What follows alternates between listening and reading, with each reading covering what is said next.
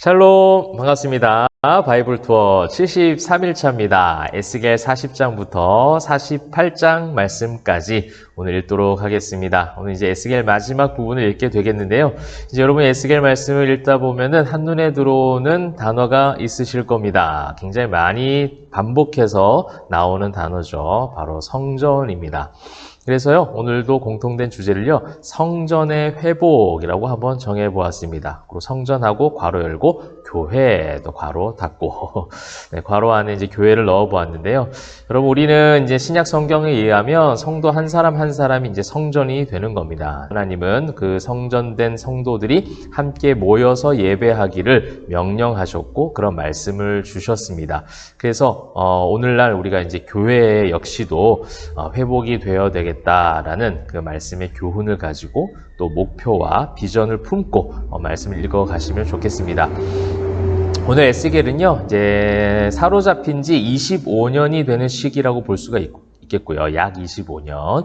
또 예루살렘 성전이 모두 파괴되고 함락 이후 한 14년 정도가 흐른 시점이라고 볼 수가 있습니다. 성전의 무너짐으로 인한 패배감에 휩싸이다 못해 거의 모든 소망이 사라져가고 절망만 가득 남아있던 그런 시기에 하나님은 에스겔을 통해서 반드시 하나님의 임재하심의 상징인 성전을 회복시키실 것이다 라고 예언하고 말씀하고 있습니다. 우리가 이제 성경 뒷부분을 다 알고 있기에 이제 훗날 지나서 70년 포로 생활이 끝나고 성전이 회복이 되죠. 에스라, 느헤미야 성경을 여러분 읽으시면서 기억하실 텐데요. 성전도 회복이 되고 또 100여 년의 시간이 또 흘러서 3차 포로 또 느헤미야까지 귀환을 하면서 무너졌던 회파되었던 성벽까지도 다 모두 재건이 되어지는 놀라운 회복의 역사들을 우리는 기억하고 있습니다. 그러한 예언의 말씀이 바로 에스겔을 통해서 성전 회복의 환상을 보여주시고 그 말씀을 오늘 우리가 읽게 되는 것입니다. 메시아 왕국에서 성취될 이스라엘에 관한 교훈들이요, 이제 40장 1절부터 48장 35절까지 전체적으로 여러분 읽으시게 될 말씀인데, 그 중에 40장 1절부터 43장 27절까지는 새 성전에 대한 내용들이 나옵니다. 성전을 측량하기도 하고요. 또 새로운 성전을 위한 새로운 백성들이 준비가 되는 거고, 또 새로운 성전이 준비되었다는 것은 또 무엇을 의미하는 겁니까? 예배 회복 아니겠습니까? 제사가 회복되는 거예요. 새로운 예배, 44장 1절부터 46장 24절까지 그 모든 왕의 문, 성전의 구역들, 여러 가지 규례와 규칙들, 이런 모든 부분들이 기록이 되어 있습니다. 거룩한 또 새 땅에 대한 내용이 또 47장 1절부터 마지막 48장 35절까지. 그래서 그 모든 성전이 회복되는 것은 단순한 건물의 회복이 아니라 그 웅장했던 솔로몬 궁이 복원되는 것을 이야기하는 것이 아니라 그 성전의 영적인 의미를 이제 살리는 겁니다. 성전에 흘러가는 물이 되는 거예요. 그래서 모든 땅을 적시고 복음에 편만하게 선포되어지고 전파될 것이다. 무엇을 통해서? 성전된 성도들 통해서, 또한 성전된 성도들이 모인 교회를 통해서 그렇게 이루어져 갈 것이다 라는 것을 말씀하고 있습니다. 여러분, 예수님도 마태복음 16장에서 베드로가 놀라운 신앙 고백을 하고 칭찬을 하시면서 뭐라고 말씀하십니까? 반석 위에 내 교회를 세우겠다라고 말씀하십니다. 여러분, 교회는요, 반드시 이 땅 가운데 주님이 다시 오시는 날까지 필요합니다. 새로운 교회들도 많이 생겨나야 하고요. 전통적인 교회들도 계속해서 개혁을 이루어가며 건강한 성장, 건강한 하나님의 사역들을 감당해야 되는 것이 주님 다시 오시는 날까지 성전된 성도들이 반드시 감당해야 될 사명 중에 하나라는 거예요. 주님께서 죽으시면서 세우신 것이 바로 교회입니다. 그래서 우리는 교회에 대해서 소중하게 생각해야 합니다.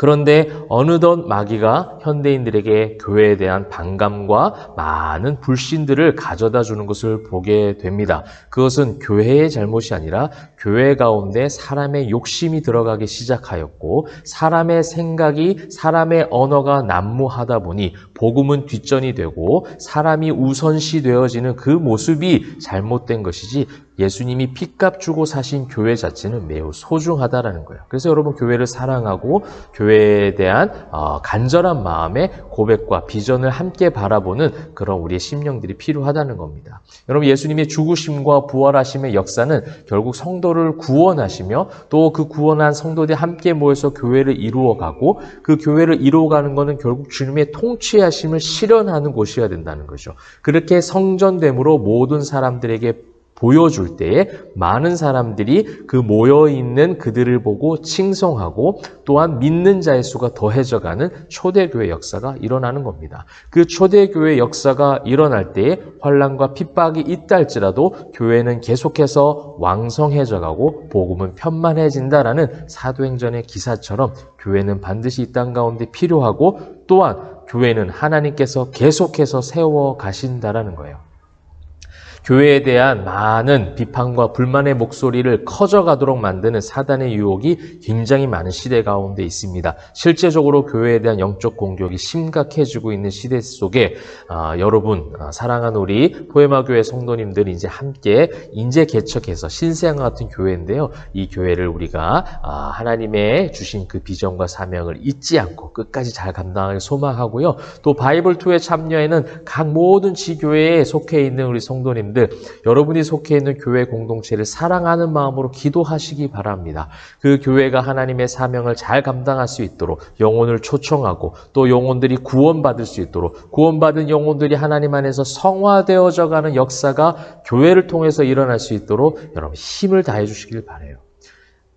그 속에 담겨진 그 교회 가운데 담겨진 인간의 한계는 반드시 있습니다. 절망스러워 보이는 일들이 너무나도 많이 있습니다. 그거는 어느 교회를 가나 지상 가운데 세워진 교회는 다 똑같습니다. 그러나 모든 것을 가능케 하는 십자가의 능력이 성전된 성도들에게 있음을 여러분 잊지 마십시오. 그러기에 그 십자가의 능력을 붙잡고요. 반드시 교회와 성도들을 회복시키실 것이다라는 이 오늘 에스겔의 마지막 소망의 메시지처럼 그 메시지와 말씀을 붙잡으시고 여러분의 교회를 바라보시기 바랍니다. 또한 성전된 나를 바라보시는 시간 되시면 좋겠습니다. 여러분 꿈을 꿔야 됩니다. 비전을 잃지 말고 품어야 합니다. 자녀들은 예언해야 되고요. 청년들은 환상을 봐야 되고 아비들은 꿈을 꾸어야 합니다. 그것이 바로 하나님께서 주님 다시 오시는 그날까지 성도들에게 부여하신 미션 또한 성도들에게 부여하신 사명임을 여러분 잊지 마시고요. 끝까지 힘있게 여러분의 교회를 잘 세워가시는 저와 여러분 되길 소망합니다. 기도하겠습니다. 사랑과 은혜가 풍성하신 하나님 감사합니다. 오늘 에스겔 말씀을 마지막을 살펴보았습니다. 이 에스겔 말씀을 통하여 성전이 회복되어지는 환상을 에스겔이 바라보았고 성전에 흘러가는 그 물로 말미암아 복음이 편만하게 전해지고 또 복음을 전하는 십자가의 전달자 축복의 통로로 성전된 성도와 교회를 사용하실 것을 선포하고 계십니다. 또한 아버지 하나님 이 어려운 시대를 살아가고 있는 성도들 교회에 대한 어려움들도 많이 있고 고민들도 많은 시대 가운데 세대 가운데 있습니다. 그러나 그 사단이 보게 하는 그 시선에서 눈을 돌려 하나님을 보게 하시고 내 속에 있는 십자가 능력과 복음의 능력을 바라볼 때에 나 한 사람이 변화되어져서 우리 교회 공동체가 하나님의 사명을 온전히 건강하게 감당할 수 있도록 축복하여 주시옵소서. 그렇게 기도함으로 이번 주일 예배, 이번 교회의 모임들을 잘 준비하는 온 성도들 다 될 수 있도록 인도하여 주시옵소서. 감사와 찬송과 영광을 올려드리며 살아계신 예수 그리스도의 이름으로 기도합니다. 아멘. 자, 오늘도 여러분 교회를 사랑하시는 마음으로 또 성전된 성도님들 한 명 한 명 승리하며 또 말씀의 능력으로 세워져가는 저와 여러분 되기를 축복합니다. 자, 말씀의 힘과 능력으로 화이팅!